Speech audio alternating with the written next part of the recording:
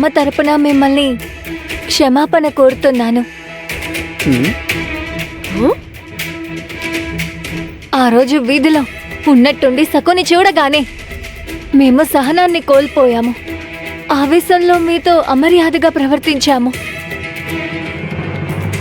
చూడు, నువ్వు ఈ పిల్ల గర్విష్టి కోపిష్టి అన్నావు కదా, ఎంత వినయంగా మాట్లాడుతోందో. తన వాక్చాతుర్యంతో మా వదిన మనసుని ఒక్క క్షణంలో గెలుచుకుంది. మాణిక్యం అక్క చాలా మంచి పని చేసింది. అత్తయ్య గారిని మనస్ఫూర్తిగా క్షమాపణ అడిగింది. సరే, నన్నెందుకు ఇక్కడికి లాక్కొచ్చింది? నేనేం చూడాలని తను కోరుకుంటుంది? ఈ విధంగా క్షమాపణలు చెప్పడం మీ కుటుంబానికి నప్పట్లేదు. అసలు మీకింత ధైర్యం ఎలా వచ్చింది మా ఇంట్లో అడుగు పెట్టడానికి? దసరా పండగ రోజు గొడవ పడ్డానికి వచ్చారా ఇంటికి? నా ఇంటిని కుటుంబాన్ని శపించి సిగ్గు లేకుండా మళ్ళీ ఇక్కడికి ఎందుకు వచ్చారు?